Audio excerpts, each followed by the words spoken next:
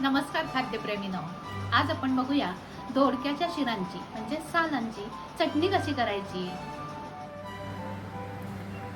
आपण शिराळ्याची सगळी सालं काढून घेऊया आणि मग ह्या सालांची चटणी कशी करायची ते बघूया।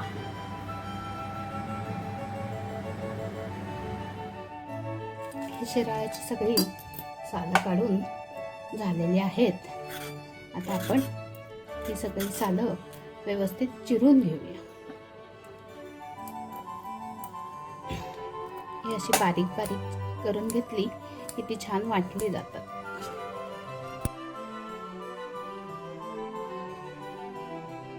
आता ही सालांची चटणी सुकी करणार आहे आज मी, म्हणून त्यामध्ये घालण्यासाठी थोडेसे तीळ, एक मोठा भाजीचा चमचा असतो तेवढे तीळ, एक मूठभर किंवा थोडे जास्तच थोडे शेंगदाणे आणि ओलं खोबरं किंवा सुकं खोबरं। आता मी सुकी चटणी करणार आहे म्हणून मी सुकं खोबरं पण ह्यात घेणार आहे आणि हे सगळं मी भाजून घेणार आहे। आता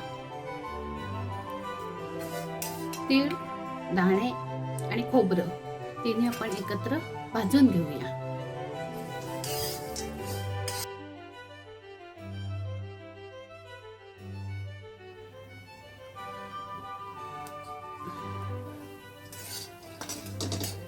तीळ, दाणे आणि खोबरं व्यवस्थित भाजून झाले तर मी गॅस बंद करते।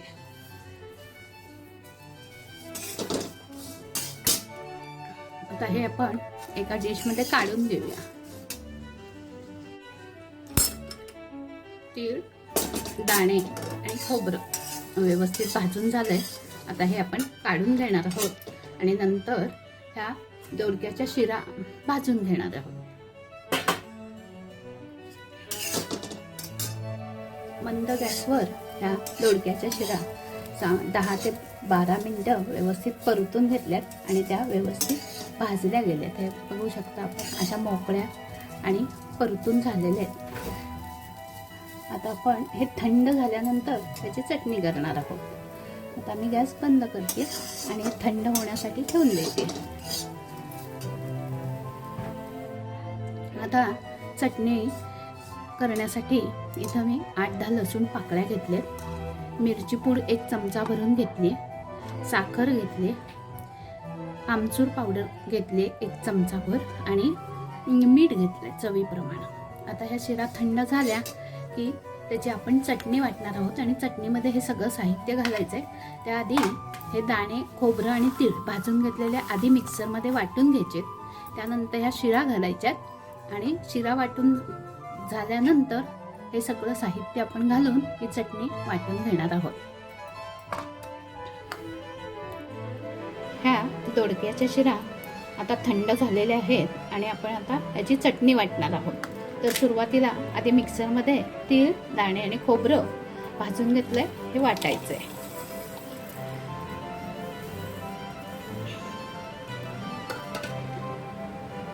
आता हे तीळ, खोबरं आणि शेंगदाणे वाटून झालेले आहेत। आता यामध्ये ह्या शिरा घालायच्यात, परतून घेतलेल्या दोडक्याच्या शिरा।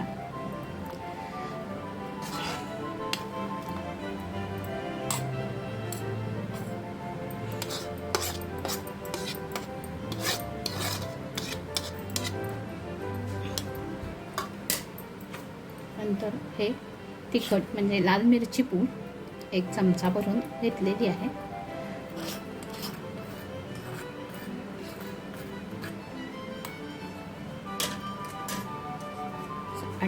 लसूण पाकळ्या, मीठ चवीप्रमाणे, मीठ, ही आमचूर पावडर घेतली आहे थोडीशी आणि साखर।